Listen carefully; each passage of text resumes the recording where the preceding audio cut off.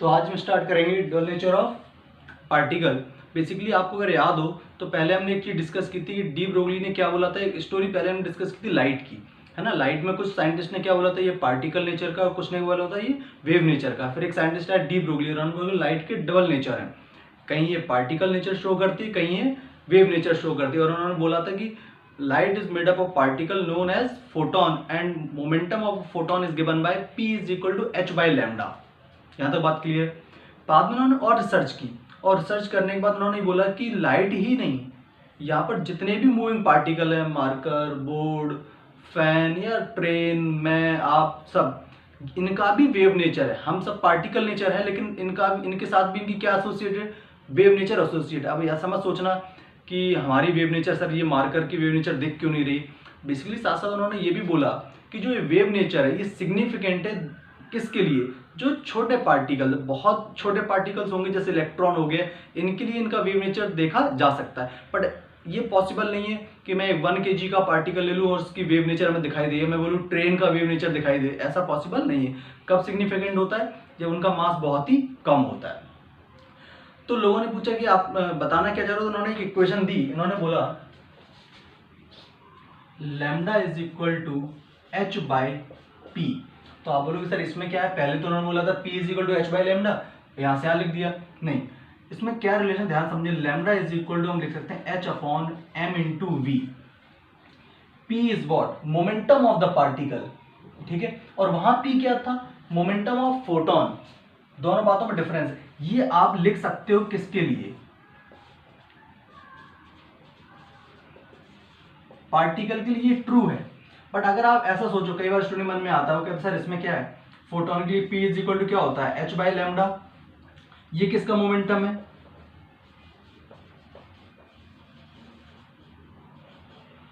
Momentum of photon.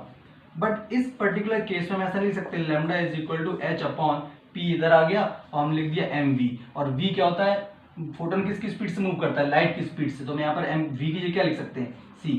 ये चीज गलत है।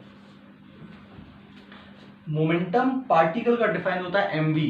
फोटोन का मोमेंटम कभी भी इस तरह से जनरेट नहीं किया सकता। अगर ऐसे हो जाता, पॉसिबल होता, तो ध्यान समझें आप, m को हम इधर बुला लेते, तो m इज इक्वल टू क्या होता है, h अपॉन लैम्डा इंटू सी। वेवलेंथ रखते, स्पीड ऑफ लाइट रखते, प्लैंक कांस्टेंट रखते, इस तरह से तो हम फोटोन का मास निकाल लेते, है ना, जो कि पॉसिबल नहीं है। इसलिए ये चीज फोटोन के लिए नहीं लिख सकते। ये चीज किसके लिए सही है, ये चीज पार्टिकल के लिए सही है, ठीक है। तो डी ब्रोगली ने क्या बोला, क्लियर है आपको। डी ब्रोगली ने बोला कि हर एक पार्टिकल जो होता है उसकी वेव नेचर होती है। अब बहुत ही सिंपल से क्वेश्चन आते हैं आपको, आप कैसे क्वेश्चन आएंगे, ध्यान समझें। मैं आपसे बोल दूं कि एक पार्टिकल है जिसका मास 1 kg है, जो 20 मीटर पर सेकेंड से मूव कर रहा है। Find out the de Broglie wavelength of this block. तो उसमें कुछ नहीं करना, आपको फॉर्मूला पता होना चाहिए, lambda is equal to h upon m into v. यहाँ पर आप डेटा सब्स्टिट्यूट कर दोगे, आपके पास आंसर आ जाएंगे। HCV में या कहीं भी आपको ऐसे क्वेश्चंस मिलेंगे कि a train which has a mass of इतना kg and moving with the speed of this, then find out its de Broglie wavelength.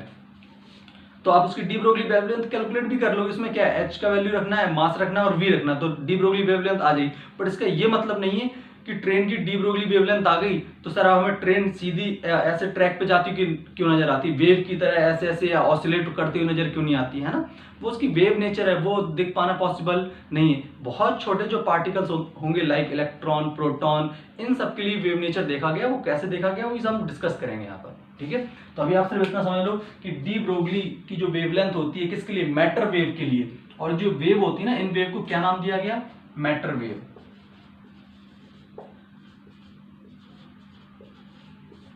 Clear है। तो बस ये फॉर्मूला पता होना चाहिए, डेटा रखेंगे आंसर आ जाएगा। क्लियर, चलो तो आप नोट करो ये चीज, फिर आगे बढ़ते हैं।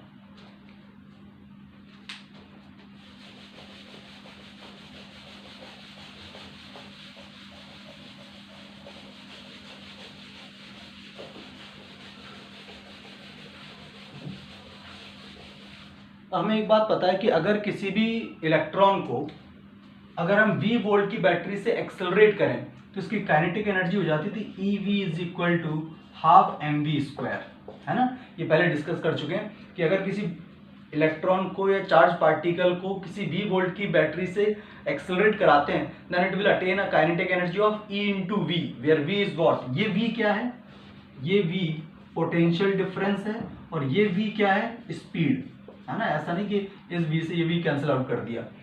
ओके, यहां अगर m से मल्टीप्लाई और m से डिवाइड कर दिया जाता है, हम लिख सकते हैं Ev is equal to half m square v square by m।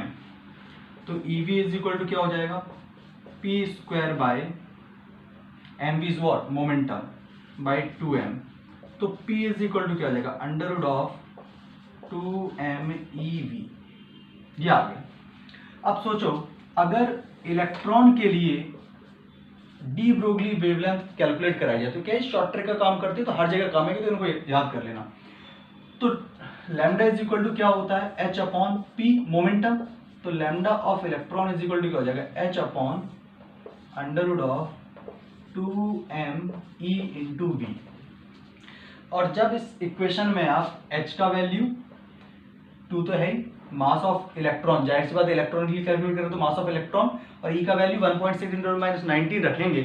तो इसे सॉल्व करने के बाद जो डेटा आता है वो डेटा आता है अंडर रूट ऑफ 150/v, इस तरह से, या फिर this is approximately 12.27 upon under root of v, और आंसर आता है एंगस्ट्रॉम में। तो आपको तो इतना सब कुछ याद करने की जरूरत नहीं है, आपको तो ये लर्न होना चाहिए, ठीक है। आया कैसे वो मैंने पूरा प्रोसीजर सॉल्व करके बता दिया, तो पहले काइनेटिक एनर्जी इसके इक्वल मोमेंटम में कन्वर्ट किया, फिर ये चीज, बट फाइनली आपको ये याद होना चाहिए, ठीक है। कि भैया आपसे पूछे डी ब्रोगली वेवलेंथ, क्वेश्चन कैसे आता है आपको मैं बताता हूँ। Find out the de Broglie wavelength for electron if it is accelerated by 54 volt. तो आपको सिर्फ अगर ध्यान से सोचो कि 54 रख दो आप, तो लैम्डा निकल आएगा, इसलिए बोलो। नहीं तो आप क्या करोगे, आप फिर पूरा इस इक्वेशन में रखोगे, सॉल्व करोगे, तब जाके आंसर आएगा। इसलिए आप इसे लर्न कर लो, डायरेक्ट आंसर आ जाएंगे, ठीक। कुछ और इसी में इसी तरह से lambda D Broglie wavelength for proton, proton के लिए आई है 0.286 अपॉन अंडर रूट वी, जाहिर सी बात है एंगस्ट्रॉम में। And for alpha particle it is 0.101 upon under root v in angstrom. तो आप ये 3 डेटा याद रखना कि de Broglie wavelength for electron कितना होता है, under root 150/v, 0.286 upon under root v and 0.101 upon under root v। Question कैसा आता है वो मैंने समझाया भी आपको, ठीक है। तो ये चीज नोट करो, फिर आगे कंटिन्यू करते हैं।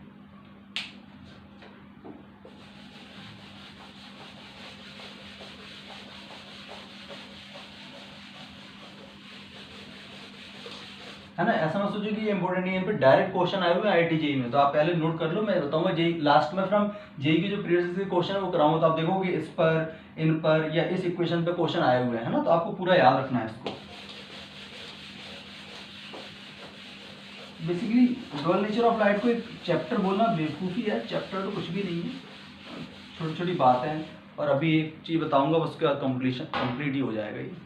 बेसिकली अब डी ब्रोगली ने बोल तो दिया, क्या बोल दिया डी ब्रोगली ने, कि हर एक पार्टिकल का वेव नेचर होता है। लोगों ने कहा इसका प्रूफ, तो उनका प्रूफ नहीं है। तो इस चीज का प्रूफ, किस चीज का प्रूफ, कि हर एक पार्टिकल का वेव नेचर होता है, ये बताया, प्रूफ करके बताया।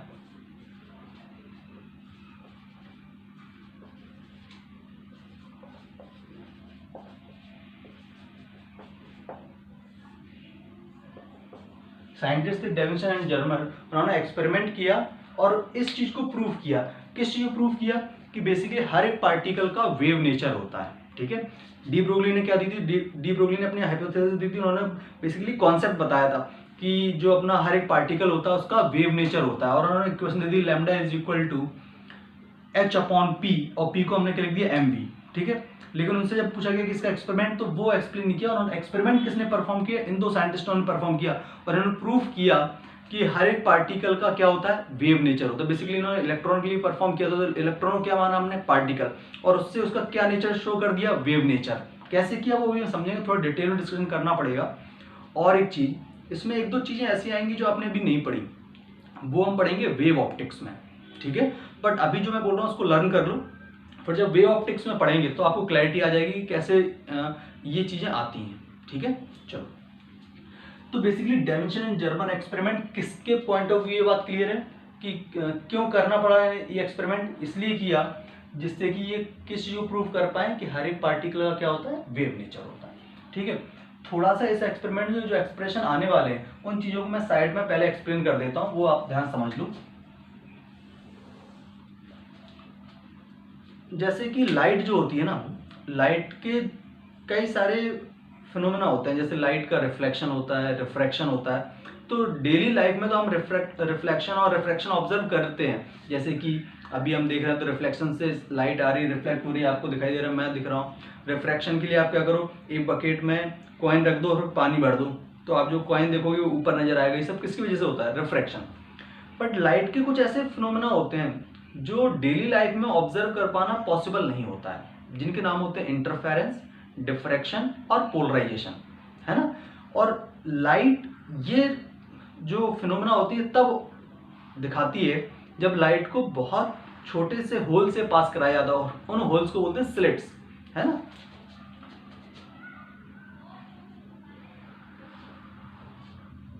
ये जो गैप दिख रहा है, इस गैप को ही हम क्या बोलेंगे, स्लिट्स बोलेंगे। अच्छा, ये सब डिस्कशन कहाँ होगा, ये पूरा डिस्कशन होगा वेव ऑप्टिक्स में। जब हम रे ऑप्टिक्स पढ़ेंगे ना, रे ऑप्टिक्स के बाद एक चैप्टर आएगा वेव ऑप्टिक्स। बेसिकली लाइट के दो पार्ट हैं, एक रे ऑप्टिक्स और दूसरा वेव ऑप्टिक्स।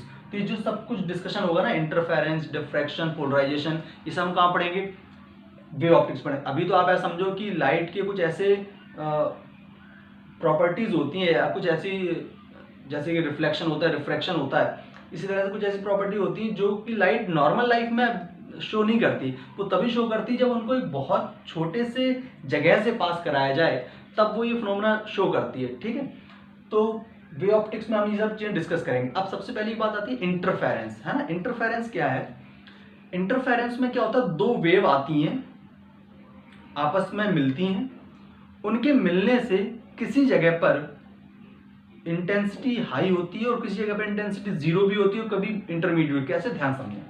जैसे मान लो ऐसे एक वेव है, ये वेव जा रही है, ये एक और वेव आई,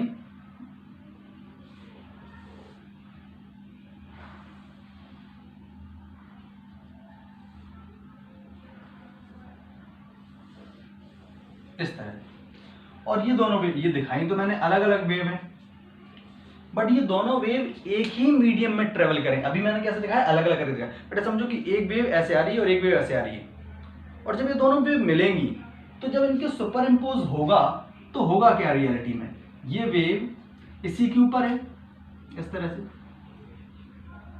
ये भी ऐसे ऐसे ऐसे। तो पहले का एम्पलीट्यूड अगर मैं ए मान लूं और दूसरे का भी एम्पलीट्यूड क्या है, ए, और दोनों पॉजिटिव रीजन में ही है, दोनों पॉजिटिव जगह पर ही, तो इनका नेट एम्पलीट्यूड सुपर इम्पोज होने के बाद क्या होगा, 2a।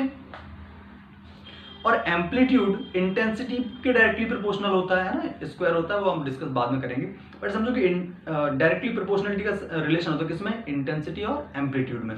तो बेसिकली जब ये दोनों आए, जब ये दोनों वेव मिली, तो इस जगह पर, इस पर्टिकुलर जगह पर फाइनली आपको क्या दिखाई देगा, कि एक वेव नजर आएगी आपको जिसका एम्पलीट्यूड होगा 2a के इक्वल, नीचे भी कितना, 2a के इक्वल, ऊपर भी कितना, वापस 2a के इक्वल।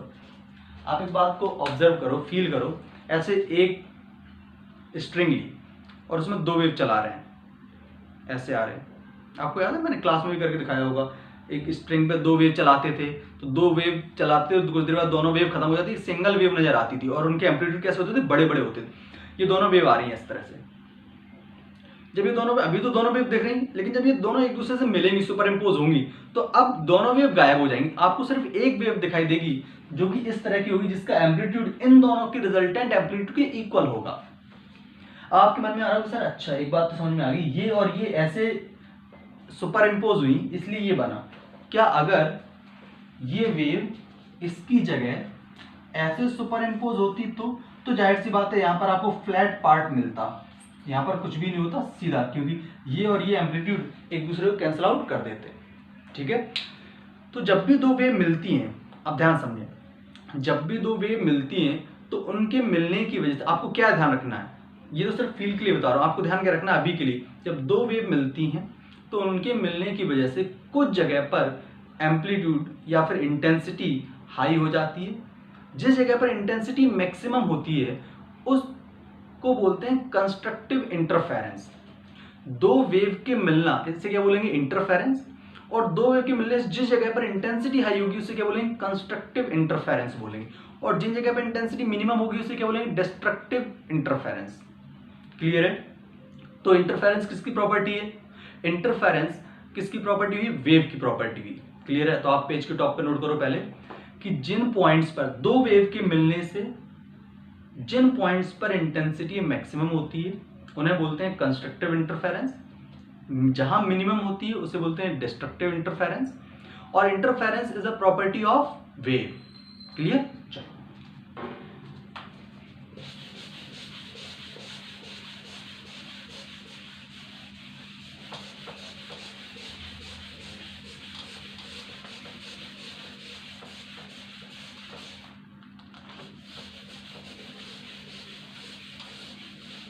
अब देखो, डेफिनेशन जर्मन एक्सपेरिमेंट ध्यान समझना, थोड़ा सा कंफ्यूजन लगता है, लेकिन आप ढंग से डिस्कस करोगे मेरे साथ तो मैं आपको सारी कंफ्यूजन क्लियर करा दूंगा इसमें, है ना। बहुत ही सिंपल सा एक्सपेरिमेंट है, कुछ है नहीं उसमें। बेसिकली इन्होंने क्या किया, टंगस्टन का फिलामेंट लिया, है ना। टंगस्टन का फिलामेंट सिर्फ इसलिए लिया कि उससे इलेक्ट्रॉन को अपने क्या करना है, एमिट कराना है। इस तरह से वही इलेक्ट्रॉन गन मान लो आप। तो यहां पर जनरली लो वोल्टेज बैटरी लगाई जाती है ना, लो वोल्टेज बैटरी, क्योंकि इसका काम सिर्फ इलेक्ट्रॉन का एमिशन कराना है। फिर क्या करते हैं, यहां पर जैसे इलेक्ट्रॉन एमिट हो जाते हैं उन इलेक्ट्रॉन को एक सिलेंड्रिकल ट्यूब से पास कराते हैं। और जब ट्यूब से पास, ट्यूब का काम क्या होता है, इस ट्यूब का काम होता है कि इन इलेक्ट्रॉन्स की बीम प्रोड्यूस करना, है ना। ये क्या प्रोड्यूस करेगी, production of beam of electron, और ब्रैकेट में लिखना फास्ट मूविंग। अच्छा, फास्ट मूविंग करने के लिए यहां पर तो इलेक्ट्रॉन बस एमिट हुआ। अब ऐसे अगर और एक्सेलरेट कराना है तो मुझे यहां पर एक क्या लगानी पड़ेगी, एक बैटरी लगानी पड़ेगी जो कि इसको क्या करे, एक्सेलरेट करे। तो यहां पर लगाते हैं हाई वोल्टेज बैटरी।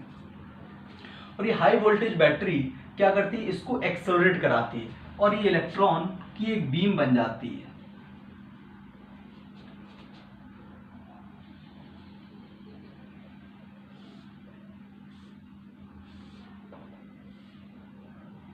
और ये इलेक्ट्रॉन की बीम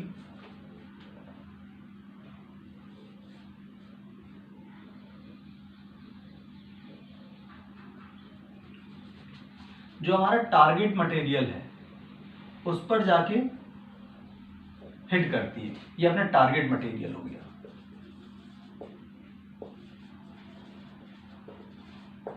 क्लियर है? जनरली हम टारगेट मटेरियल, इन्होंने जब एक्सपेरिमेंट किया था तो इन्होंने निकल का टारगेट मटेरियल लिया था, वो क्योंकि उसका डेटा अपने को पता था। खैर अपने को भी याद रखना पड़ेगा, डेटा उसमें कुछ नहीं है। वो यहाँ कोई और मटेरियल भी ले सकते हैं, उसमें कुछ भी नहीं है। तो इस तरह से जब इलेक्ट्रॉन यहाँ आए, अच्छा एक्सपेक्ट क्या किया जा रहा था, इलेक्ट्रॉन को अगर हम पार्टिकल माने तो एक पार्टिकल आएगा और टकरा के किसी पर्टिकुलर एंगल पे चला जाएगा। ठीक, इन्होंने भी ऐसे एक्सपेक्ट किया। इन्होंने साथ में क्या किया, यहाँ पर एक सर्कुलर स्केल लगा दी।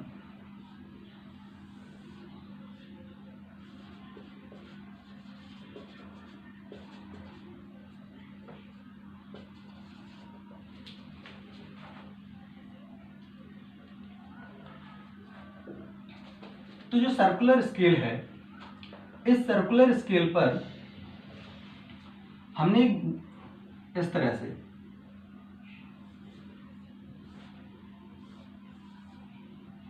ये क्या चीज है, ये मूविंग डिटेक्टर या मूवेबल लिख दो।